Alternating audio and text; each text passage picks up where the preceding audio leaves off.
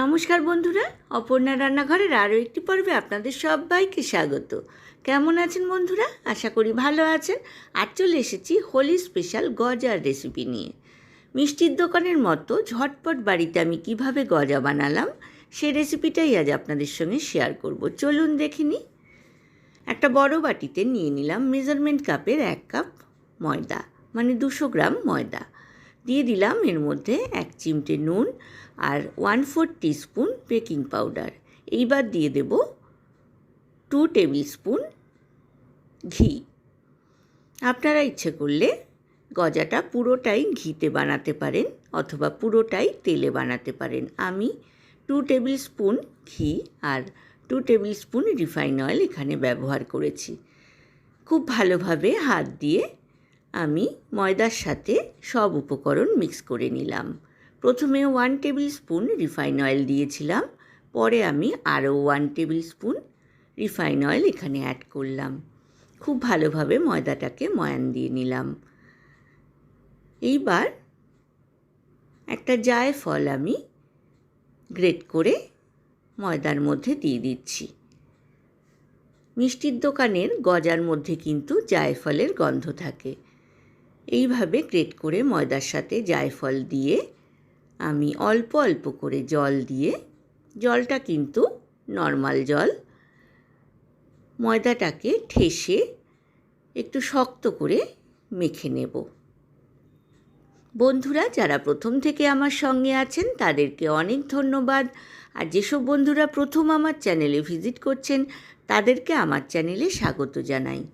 ময়দাটা মাখা হয়ে গিয়েছে। এইবার স্পুনের মধ্যে যেটুকু ঘি আর রিফাইন অয়েল ছিল সেটাও আমি ময়দার মধ্যে মেখে নিয়ে একটা প্লেট ঢাকা দিয়ে 8 ঘন্টা ময়দাটাকে রেস্টে রাখলাম।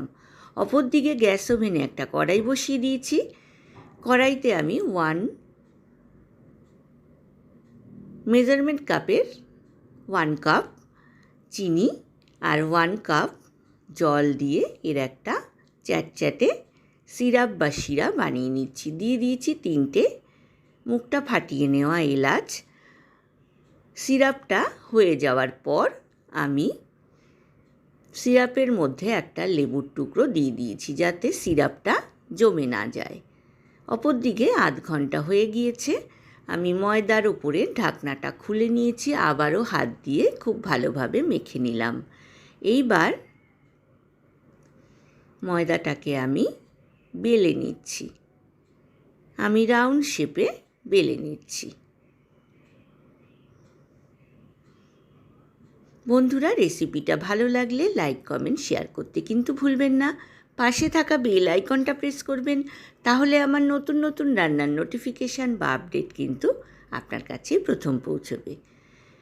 রাউন্ড শেপে বেলে নেওয়ার পর মাঝখান থেকে আমি ছুরি দিয়ে কেটে একটার ওপর আরেকটা ময়দার টুকরো দিয়ে আবারও আমি বেলে নিয়ে মাঝখান থেকে ছুরি দিয়ে কেটে একটার ওপর আরেকটা বসিয়ে দিলাম।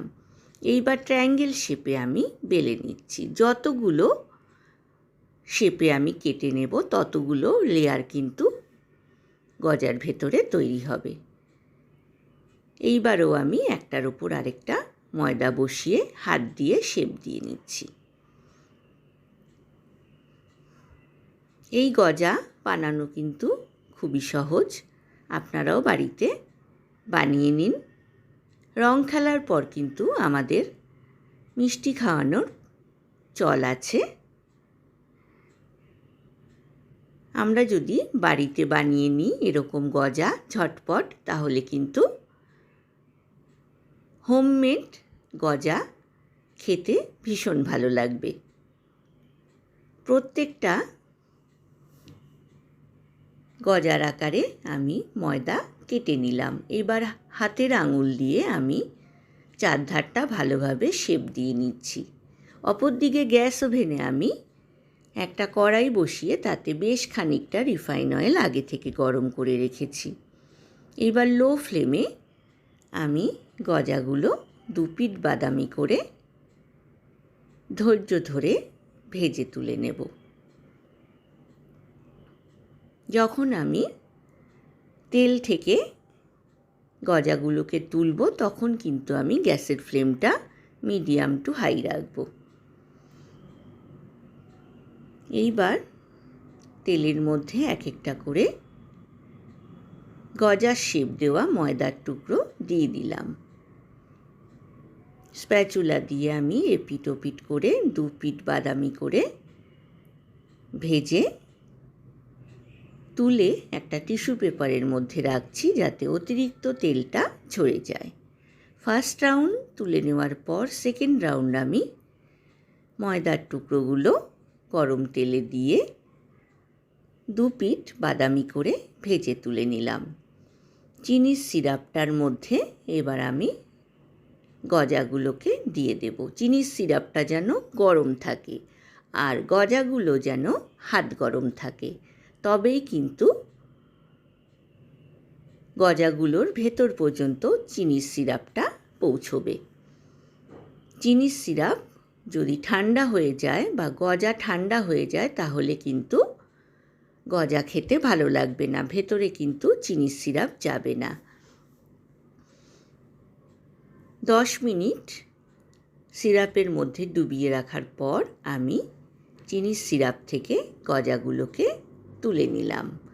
এইবার একটা প্লেটের মধ্যে রেখে ওপরে পিস্তা গার্নিশিং করে আমি পরিবেশন করে দিয়েছি বন্ধুরা।